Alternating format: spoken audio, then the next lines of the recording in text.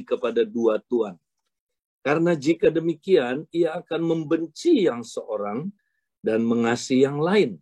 Atau ia akan setia kepada yang seorang dan tidak mengindahkan yang lain. Kamu tidak dapat mengabdi kepada Allah dan kepada Mamon. Semuanya itu didengar oleh orang-orang Farisi, hamba-hamba uang itu, dan mereka mencemooh dia. Lalu ia berkata pada mereka, kamu membenarkan diri di hadapan orang, tetapi Allah mengetahui hatimu, sebab apa yang dikagumi manusia dibenci oleh Allah. Ya, saudara, sebelum saya uraikan ini, saya mau tanya apakah suara saya cukup jelas?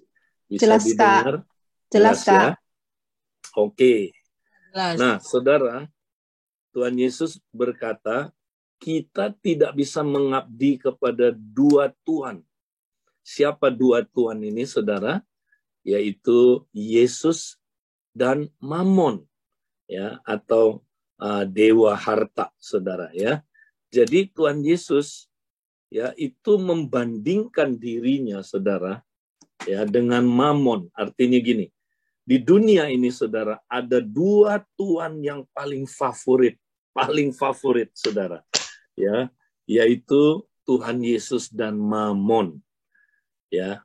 Jadi Tuhan Yesus berkata, saudara, di dunia ini, ya, cuman ada dua jenis orang, ya, yang mengasihi Mamon, mengabdi kepada Mamon, atau mengabdi kepada Tuhan Yesus. Hanya ada dua, saudara. Tidak ada pilihan ketiga. Jadi, saudara, kalau kita belum benar-benar membereskan hubungan kita dengan Mamon, saudara, kita nggak bisa mengabdi kepada Tuhan. Kalau kita masih, saudara, ya, dikuasai oleh Mamon, maka kita tidak bisa, saudaraku, mengabdi kepada Tuhan. Jadi Tuhan Yesus radikal sekali, saudara. Ya, Tuhan Yesus mau kita jelas apa hubungan kita dengan Mamon. Apakah Mamon itu Tuhan, saudara, atau Mamon itu, saudara, hamba, saudara.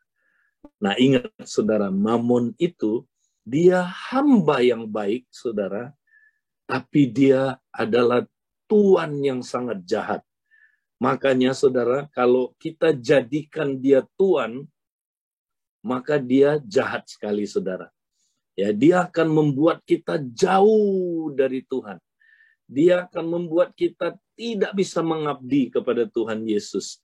Dia akan memperbudak kita. Dia akan, saudara, membuat kita hanya mengabdi kepada dia. Nah, akhirnya hidup kita, saudara, kita kejar terus Mamon itu. Ya, karena memang, saudara, yang lebih rendah selalu mengejar yang lebih tinggi, betul? Kalau Mamon jadi Tuhan kita, makanya kita kejar dia terus.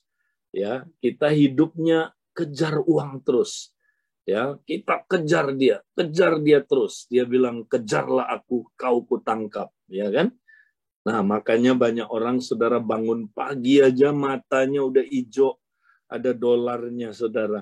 Ya, dia kejar, ya, Mamon dikejar kemana-mana sampai hidupnya ancur-ancuran, saudara. Dia banting segala-galanya, mulai dari banting tulang, banting setir, banting harga, ya, banting pintu, banting istri, banting anak, semua dibanting, saudara. Ya, karena apa, saudara? Karena dia kejar yang namanya Mamon ini. Nah, saudara, kita makanya hari ini, saudara, harus bikin keputusan dulu. Mamon itu siapanya, saudara? Ya, kalau dia jadi hamba, wow, dia hamba yang baik sekali, saudara. Oh ya, kalau nggak ada uang, nggak ada Mamon, saudara, ya, kita nggak bisa, kan, saudara, melakukan banyak hal yang baik. Ya, nggak bisa.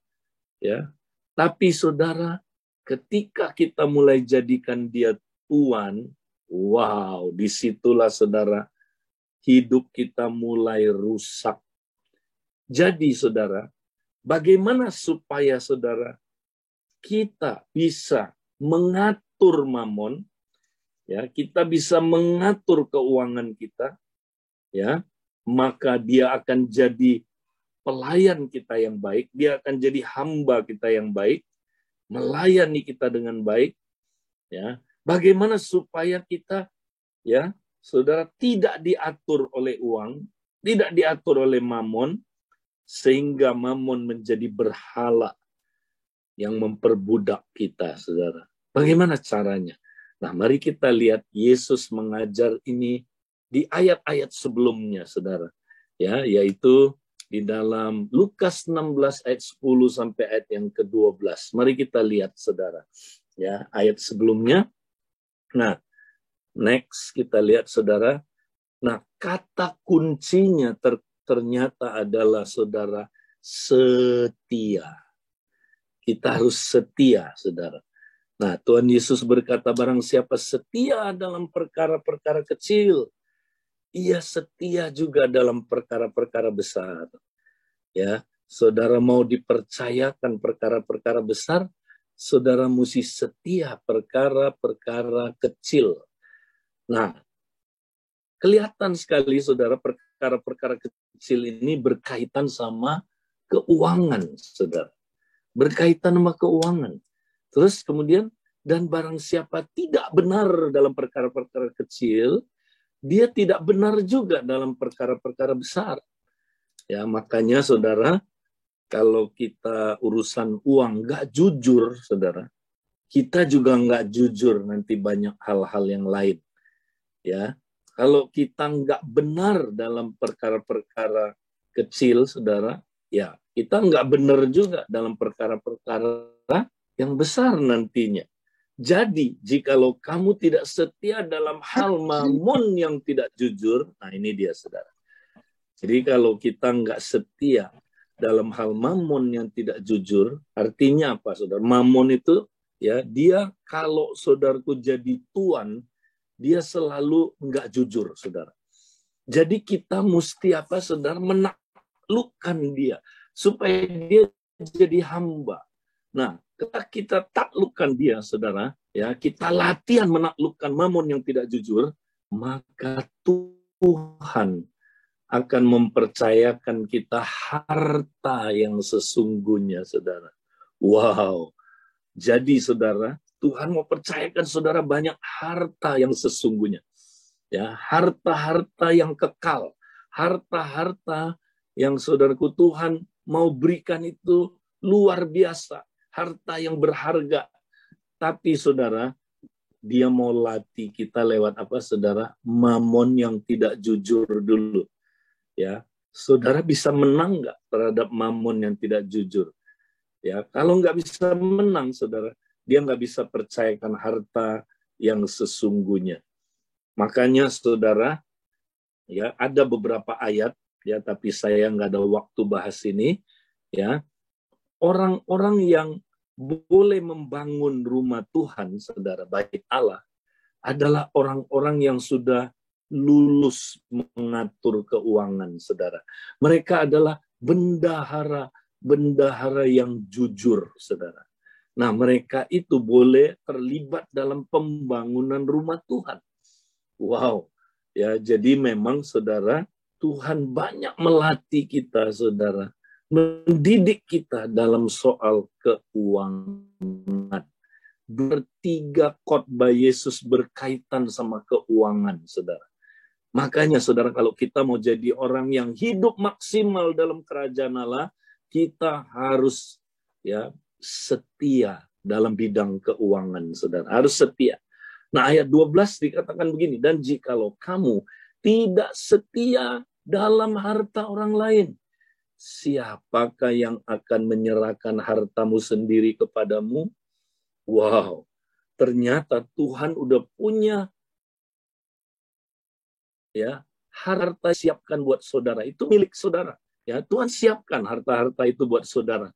Tapi harta itu hanya diberikan kalau saudara setia dulu dalam satu hal. Setia apa? Mengelola harta orang lain. Setia, jujur dalam, saudaraku, harta orang lain. Nah, kita sering nggak jujur, saudara. Kita nggak mengelola baik harta orang lain. Nah, saya kasih contoh, saudara. Misalnya, saudara, ya, 10% perpuluhan itu bukan hak saudara, itu haknya Tuhan. Ya, saudara, saudara setia nggak harta orang lain? Ya, kalau harta orang lainnya diciak, saudara, dimakan, ya Tuhan nggak percayakan saudara harta saudara. Harta orang lain tuh misalnya pajak. Pajak itu harta orang lain, saudara. Ya, kita setia nggak ya harta orang lain? Kalau enggak, ya Tuhan nggak percayakan kita harta diri kita. Ya, tentu kalau untuk pajak ini, saudara, ya kita juga mesti bijak, ya kita mesti, saudara, ya cerdik, ya seperti ular, tulus seperti burung merpati, ya. Nah, saudara, harta orang lain ini juga bicara apa, saudara? Hutang. Nah, kalau ada hutang, saudara, kita mesti utamakan bayar, karena itu bukan harta kita, ya. Nah, saudara mesti kembalikan, setia sama harta orang lain. Nah, kadang-kadang ada harta titipan dari orang lain, saudara. Nah, titipan untuk orang lain. Satu kali, saudara, wow, saya ya setelah melayani kira-kira 15 tahun, saudara. Saya nggak punya mobil, ya pakai mobilnya kantor. Kemudian, saudara, satu kali adik saya, dia memang jual beli mobil. Wow, dia kasih saya mobil Mercedes kuno. Ya, yang kalau dijual lumayan lah, saudara, harganya. Tapi dia pesan, kamu nggak boleh jual ini. Hampir, ya udah, saya bilang, oh haleluya. Saya setir mobil ini sama istri saya. Wah, kita enjoy, saudara, mobil antik. Tiba-tiba ada suara, Tuhan bilang gini, nak, ini bukan buat kamu, ini titipan. Hah? Titipan? Titipan siapa? Coba kamu ingat hamba Tuhan ini nih. Dia lagi membangun gedung ibadah, membangun sekolah. Ya, dia memerlukan uang, kamu kasih dia. Ini titipan buat dia. Wih, hampir saya tengking suara itu, saudara, ya.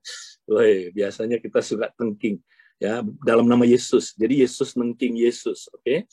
Nah, saudara, tapi saya bilang begini, biasalah alasan Tuhan, ya, saya nanti mesti ngomong dulu sama adik saya yang memberi, juga istri saya, ya kan? Istri saya kalau dia nggak setuju, adik saya nggak setuju, ya udah, saya pakai sendiri, ya. Saudara, tiba-tiba saya tanya adik saya, ya, saya tahu adik saya udah ngomong nggak boleh, saudara, saya harus pakai. Tapi, saudara, dia entah kenapa bisa bilang, ya terserah kamu lah, kamu doa sama Tuhan. Kemudian, saudara, saya juga ngomong sama istri, ya, nah istri saya sempat, ya, dia menikmati itu, dia sempat berkata, Tuhan ini kan buat kita. Tapi dia juga berdoa, akhirnya, saudara, kami berdua jelas sekali Tuhan bilang, ya, jual mobil ini, berikan uangnya kepada orang itu. Dan, saudara, kami berdua taat. Akhirnya kami, saudara, ya, titip lagi ke adik saya dijual. Nah, waktu dijual, saudara, ya akhirnya persis uang yang kami kirim ke hamba Tuhan itu sejumlah yang dia perlukan, saudara. Dia sampai nangis terharu, ya saudara. Dan dahsyat, saudara, ya, Tuhan itu tidak hutang, saudara. Tuhan tahu saya setia sama harta orang lain. Nggak lama sesudah itu saya dikasih mobil, saudara, Kijang, ya saudara, puji Tuhan. Nah, istri saya juga, saudara, dia setia. Dia dikasih juga mobil, saudaraku, Kijang. Nah, Tuhan itu, saudara, setia. Kalau kita, saudaraku, setia sama harta orang lain, Tuhan tidak akan lupa, saudaraku. Dia akan berikan harta kita yang seharusnya kita terima. Ya, apalagi harta orang lain. Kalau saudara kerja di perusahaan, jaga baik-baik barangnya perusahaan. Jangan spidol dibawa pulang buat Bible study. Ya. Telepon dipakai, saudara, buat konseling. Karena saudara ya misalnya adalah fasel misalnya. Jangan saudara, kecuali saudara atas seikan permisi boleh ya saudara. Tapi kalau enggak jangan kita pakai, kita mesti setia. Ya saudara keluar hotel, ya wah lampunya masih nyala saudaraku. Ya udah biarin aja. Ya kita saudaraku buka air masih airnya belum dimatiin, nggak apa-apa, gue bayar. Oh enggak, gue bayar. Nah itu saudara, itu enggak setia sama harta orang lain, tidak dipercayakan sama Tuhan harta saudara sendiri. Ya, nah jadi saudara ini penting prinsip-prinsip ini ya dalam kerajaan Allah. Nah sekarang kita mau lihat lebih praktikal lagi, bagaimana kita saudara setia ya menjadikan harta itu saudara ya menjadi hamba bukan tuan kita. Kita akan lihat next. Nah, kalau saudara mau mengalami financial freedom, kehidupan di mana saudara bisa bebas hutang, ya tidak dikontrol oleh uang, tapi saudara yang mengontrol uang, ya maka saudara praktekkanlah 3 kesetiaan ini, saudara. Nah, banyak orang dia hanya praktek 1 prinsip, nggak bisa, saudara. 3-tiganya. Ya ini kayak apa, saudara? Ya kalau saudara pernah lihat stand-nya kamera, selalu 3 kakinya kan? Nah ini 3-tiganya mesti ada, saudara. Kalau enggak, ya kita nggak bisa, saudara, ya bertahan dan nggak bisa, saudaraku punya fondasi yang kuat dan kita nggak bisa, saudaraku mengalami financial freedom. Saudara mau mengalami financial freedom, praktekkan dengan setia 3 hal ini, saudara. Ya, yang pertama, setia mengelola keuangan kita, saudara. Nah, kita setia terus, saudara. Kita kelola. Nah, hal-hal praktisnya bagaimana, saudara? Kita harus punya prioritas dalam hidup kita, saudara. Nah, prioritasnya gini, ya, jangan ya saudara berfokus kepada apa yang saudara inginkan, tapi saudara berfokus kepada apa yang saudara butuhkan. Ya, Tuhan tidak berjanji memberikan apa yang kita inginkan. Ya, tapi Dia berjanji, saudaraku, memberikan kita apa yang kita butuhkan. Ya, karena seringkali, saudara, apa yang kita inginkan, ya, itu nggak sesuai dengan kehendak Tuhan, saudara. Ya, orang yang ingin kaya akan jatuh dalam berbagai-bagai pencobaan, saudara. Ya, karena itu, saudara, ya, jangan ingin kaya. Oh ya, saudara, jangan ingin kaya. Ingin kaya itu nggak boleh, saudara. Ya, tapi fokus ke apa yang kita butuhkan. Karena Tuhan janji, apa yang kita butuhkan Dia nggak pernah, saudaraku, ya melalaikannya itu. Dia pasti berikan kepada kita. Ya, setia juga, saudara, di awal-awal kalau saudara belajar ini, ya membuat catatan keuangan saudara. Ya, saudara, ada satu orang, ya dia waktu dikerut hancur, saudara. Ya, saya ajar dia, saudara. Oke, kamu mesti catat keuangan kamu. Ya, dia nggak pernah catat selama ini, saudara. Ya, maka dia belajar. Ya, sampai berapa? Waktu itu, saudara, zaman itu 100 perak, 100 rupiah dia catat. Dia belajar setia. Wow, akhirnya, saudara, dia mengalami kemenangan. Ya, dia bisa setia dalam, saudaraku, mengelola keuangannya. Ya, terus apalagi, saudaraku, setia mengelola ini, utamakan bayar hutang dulu, saudara. Nah, sekali lagi, hutang itu bukan harta saudara. Kalau saudara nggak setia bayar hutang, saudara tidak setia dengan harta orang lain. Nah, Tuhan juga nggak akan berikan kepada saudara harta saudara. Ya, jadi kelola keuangan saudara demikian rupa sehingga saudara bisa bayar hutang. Ya, ini harus saudara kelola. Ya, hutang itu bukan dosa, saudara. Tapi nggak bayar hutang itu dosa, saudara.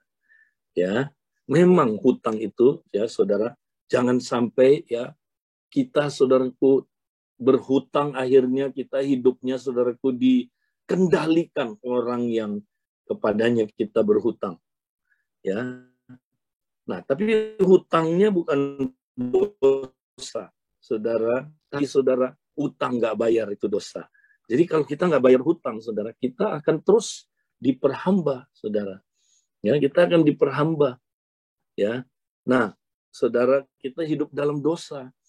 Satu kali, saudara, saya menolong seorang bisnismen yang benar-benar, saudara, ya dia sedang bangkrut, udah mau disita semuanya, ya.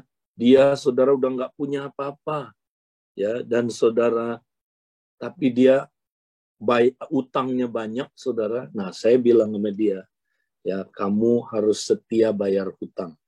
Ayo datang sama bos kamu, ya, atau datang sama orang yang kepadanya kamu hutang. Kamu bilang kamu akan setia bayar hutang, walaupun nggak banyak kamu bisa.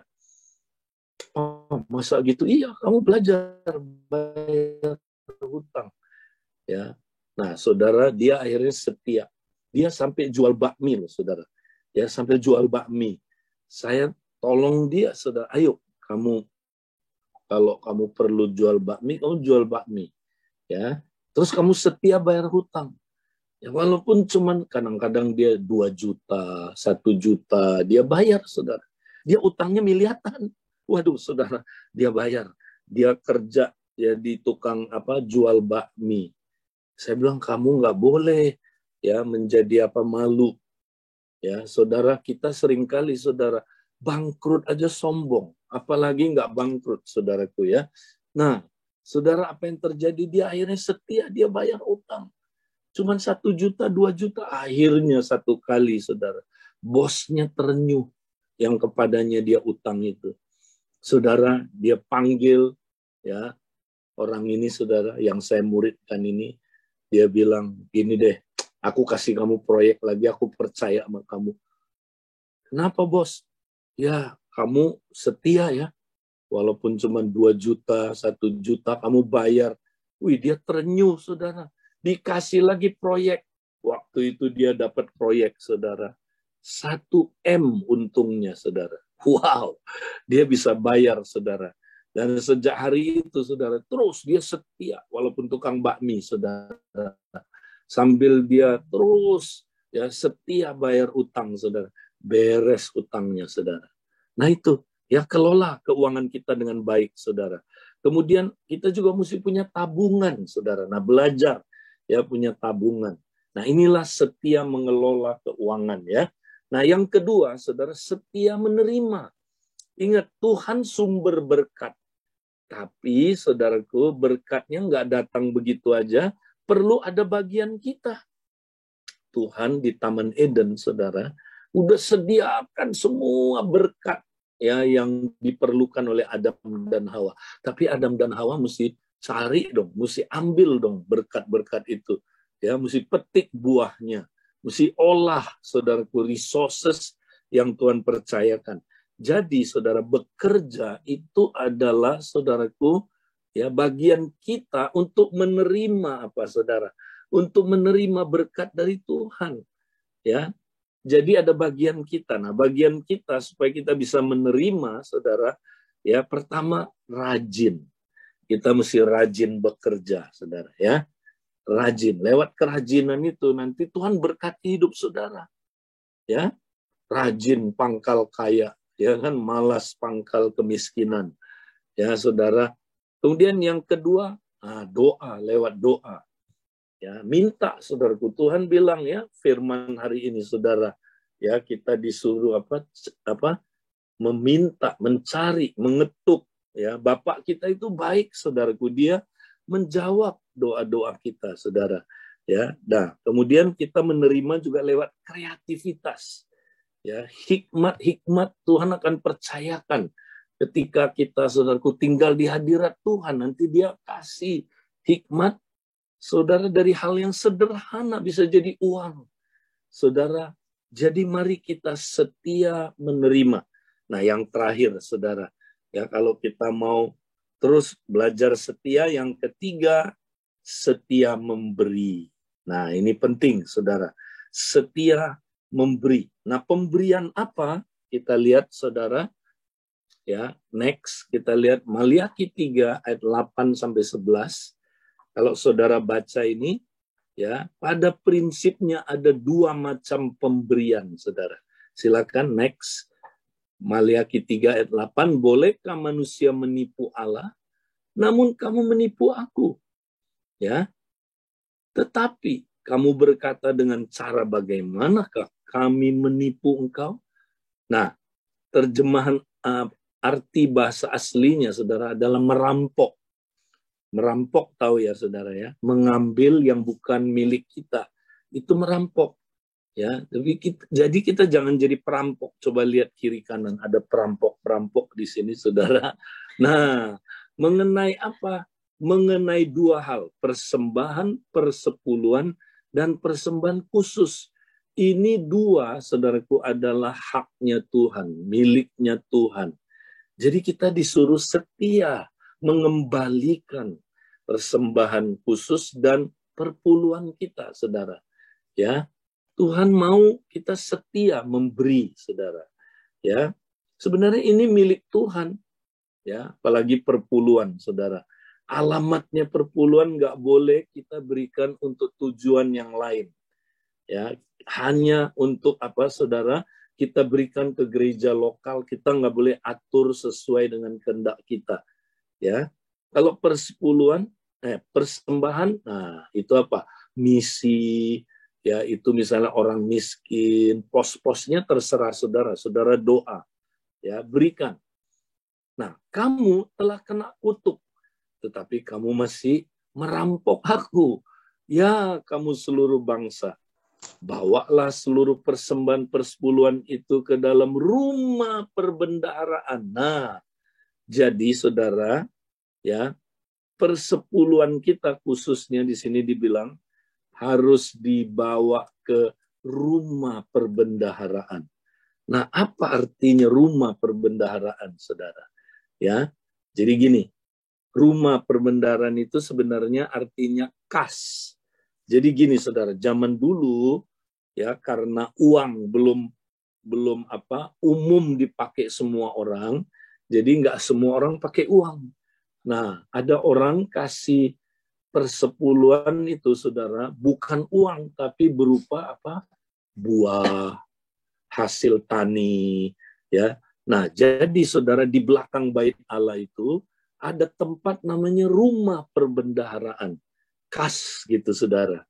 Nah, itu bentuknya gudang. Ya, nanti saudara baca ya 2 Tawaris 9 ayat 25 sampai 26. Sekali lagi 2 Tawaris 9 25 sampai 26.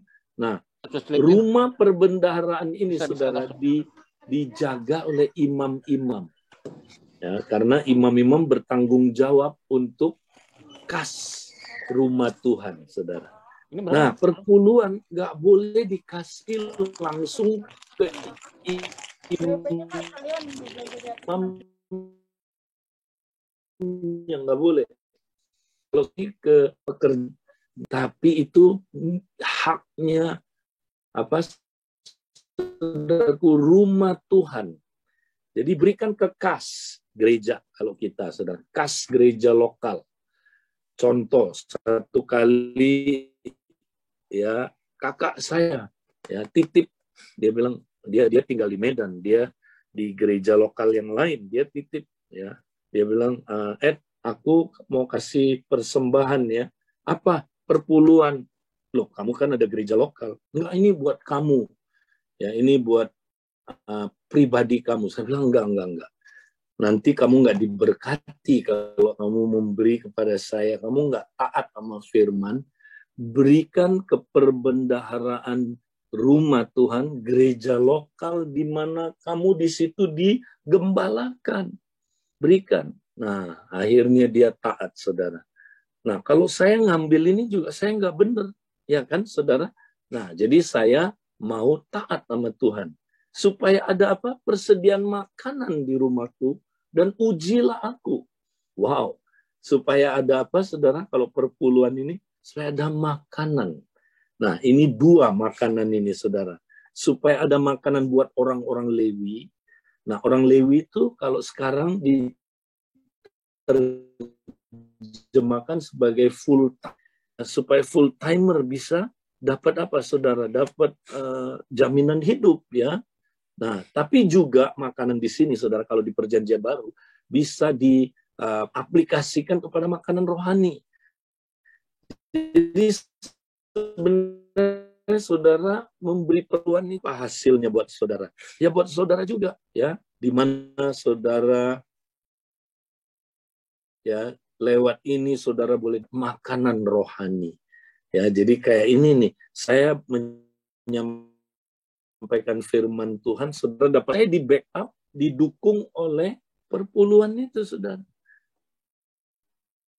Jadi baliknya ke saudara, supaya diberikan, supaya bisa diberi makanan rohani, supaya bisa di-equip, bisa dibimbing, bisa dilatih, dan sebagainya, saudara. Nah, itu termasuk dalam Nah, Tuhan bilang, ujilah aku, uji. Aneh, saudara, hanya dua hal yang Tuhan bilang kita boleh uji dia. Satu adalah di bidang apa, saudara? Ya, karunia. Jadi kita disuruh uji. Ujilah kalau itu dari Tuhan, ya kan? Kedua, yang kita boleh uji Tuhan adalah soal keuangan, saudara. Wow. Kenapa? Karena kita begitu nggak percaya sama dia. Masa sih dia setia?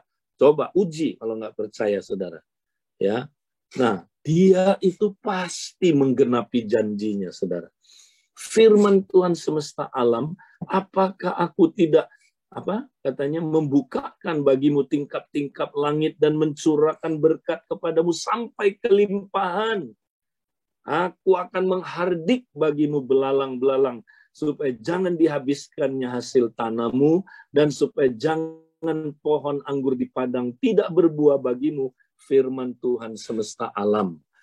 Nah, saudara lihat, saudara di sini, ya ada dua hal.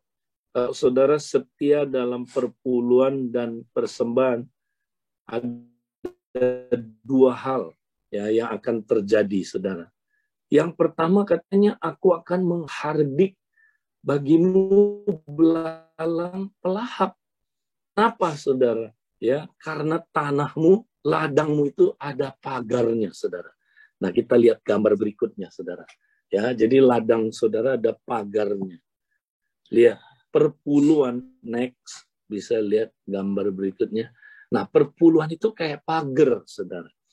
Makanya kalau saudara memberi perpuluhan, harta saudara 10% itu saudara berikan, apa yang terjadi? Saudara hartanya dipagar. Belalang pelahap nggak bisa masuk, babi hutan nggak bisa masuk, ya. Binatang-binatang yang melahap saudara punya ladang, itu tidak akan bisa masuk karena ada pagernya. Tapi kalau saudara nggak setia dalam perpuluhan, ladang saudara roboh pagernya. Masuk binatang-binatang dimakanin semua, saudaraku, ladang saudara. Ya, makanya banyak orang, saudara, coba deh. Janganlah ya, jangan. Coba nggak usah setia kasih perpuluhan. Saudara lihat, nyata banget. Ujilah aku, kata Tuhan. Kalau nggak bangkrut, saudara coba lihat. Iya kan? Nah ini, jadi perpuluhan itu fence, itu pagar buat kita. Nah sekarang saudara udah bayar perpuluhan, ya udah aman kan? Tapi nggak cukup. Ladang saudara kan belum menghasilkan. Supaya menghasilkan, saudara mesti apa? Nabur. Nah ini dia, nabur benih. Ya saudara, itulah persembahan saudara beri. Waktu saudara beri, wah, lihat saudara, itu pohon-pohonnya mulai berbuah. Nah, saudara, apa yang terjadi, saudara? Maka saudara akan diberkati.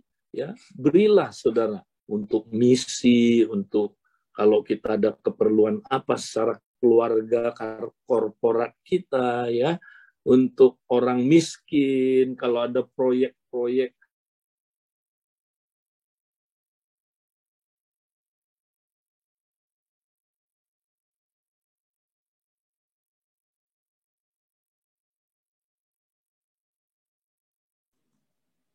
Oke, sebentar kita tunggu ya.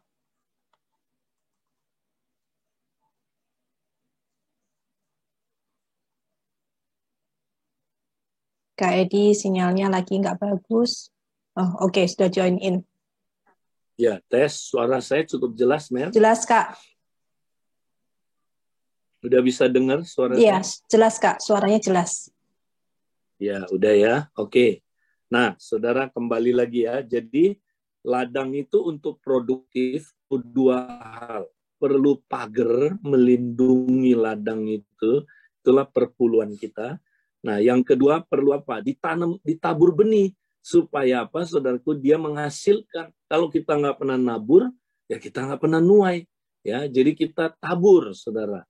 Memberi untuk misi, memberi untuk orang miskin, memberi untuk keperluan-keperluan tertentu yang kita sama-sama secara korporat sebagai keluarga, kita akan melakukan proyek itu sama-sama ya. Jadi saudara, kita tabur di ladang yang subur. Kalau kita tabur, kita pasti menuai, saudara. Ya. Nah, saudara, saya kasih contoh ya. Saya ngajar anak saya dari kecil kasih perpuluhan ya. Christian sama Daniel. Nah, satu kali saudara mereka lalai. Ya, tidak taat, nggak kasih perpuluhannya diciak. Ya. Nah, satu hari saudara, itu aneh sekali. Ya. Anak saya dua-duanya saya beliin sepeda, saudara. Nah, itu dalam waktu cuma 5 menit kira-kira. Pintu pagar kami nggak dikunci, saudara. Pencuri masuk. Nah, itu begitu banyak barang di situ, saudara. Nggak diambil barang-barang yang lain itu. Pencuri hanya mencuri 2 sepeda, saudara. Sepedanya anak saya. Wow, setelah dicuri, saudara. Wah, anak saya kaget. Dua-duanya. Dia bilang, Papa, aduh sepedanya hilang, Papa.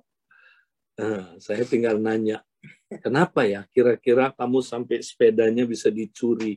Hehehe, ketawa dua-duanya. Pak, jujur Pak, kami nggak bayar perpuluhan bulan ini.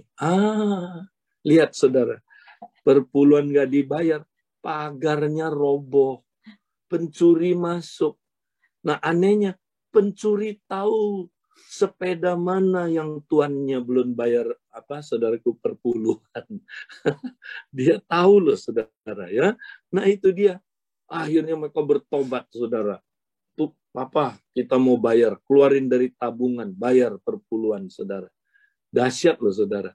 Baru bayar. Nggak lama kita diteleponin. Istri saya diteleponin sama seorang jemaat juga ya. Dia udah deket sekali kayak tantenya anak-anak. Dan dia bilang gini. Dia bilang, Kak Ros, aneh ya Kak Ros. Kok saya disuruh beliin sepeda ya buat Tian nama Daniel, dikembaliin loh saudara, bener loh. Makanya saudara, ujilah aku katanya, jangan main-main saudara. Ya, nah sekarang yang terakhir saudara, ada orang yang bilang, Pak Edi, saya pernah dengar khotbah, ya nggak bener itu kita kasih perpuluhan, itu kan perjanjian lama, Taurat, ya nggak bener itu, ya itu nggak alkitabiah memberi perpuluhan. Kita kan hidup di perjanjian baru. Nah, saya mau tunjukkan sama saudara ayatnya, ya, bahwa memberi perpuluhan persembahan itu bukan, saudaraku, ya kita balik ke hukum Taurat perjanjian lama dalam pengertian ya segala secara legalistik. Sebenarnya, saudara, perpuluhan sudah ada sebelum hukum Taurat turun. Abraham memberi perpuluhan, saudaraku, kepada Melkisedek. Ya, perpuluhan itu udah biasa. Ya, sebelum Taurat datang. Nah, mari kita lihat 1 Korintus 9 ayat 8 sampai 10. Next, ya, berikutnya. Apa yang kukatakan ini bukan hanya pikiran manusia saja. Ya, bukankah hukum Taurat juga berkata demikian? Jadi Paulus bicara hal yang dia akan ngomong ini sesuai dengan prinsip hukum Taurat. Ya, jadi saudara, dia dalam soal keuangan, ya Paulus bilang, bukankah hukum Taurat mengajarkan kita demikian.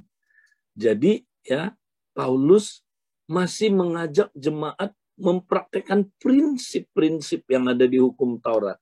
Nah, prinsip apa itu? Mari kita lihat ayat 9. Sebab dalam hukum Taurat ada tertulis, jangan engkau memberangus mulut lembu yang sedang mengirik. Lembukah yang Allah perhatikan? Ataukah kita yang ia maksudkan?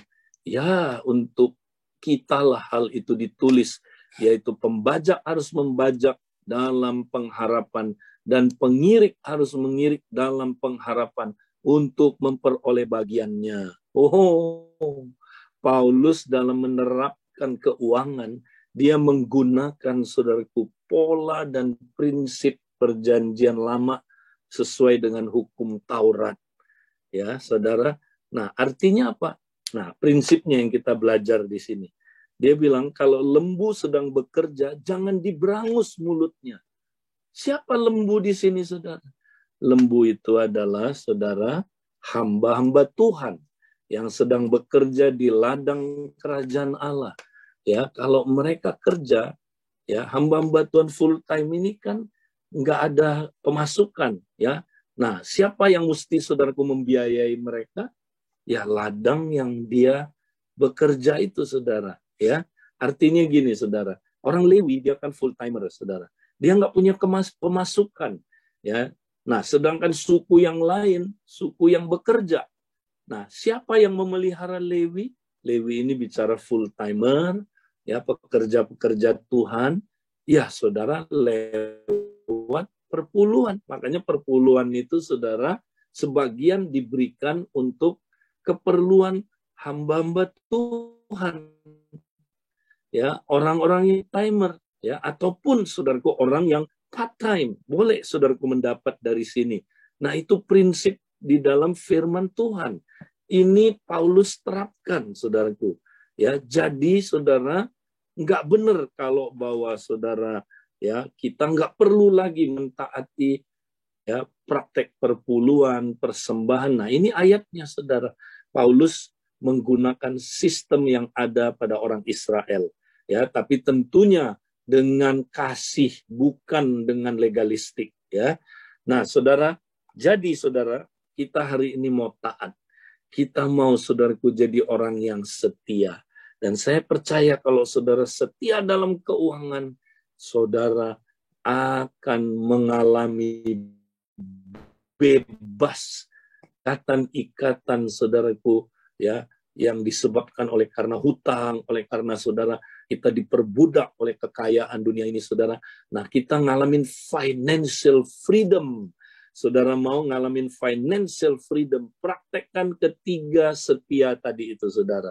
Setia mengelola keuangan, setia menerima, setia memberi. Mari kita berdoa. Tuhan, kami bersyukur, Tuhan, kami boleh, Tuhan, mendapat pencerahan tentang keuangan dalam kerajaan Allah. Tuhan, kalau ada di antara kami yang masih, Tuhan, hidup di dalam hutang, kami, Tuhan, hidup di dalam perbudakan dalam keuangan ini. Kami mau merdeka hari ini, Tuhan. Lepaskan kami dari perbudakan mamon ini, Tuhan. Kami mau menang. Kami mau jadikan dia hamba, bukan Tuhan kami. Dalam nama Yesus, lepaskan kami dari cinta uang, Tuhan. Biar kami merdeka, Tuhan. Biar kami setia dalam proses di mana kami, Tuhan, boleh menjadi orang yang bebas dari hutang, financial freedom.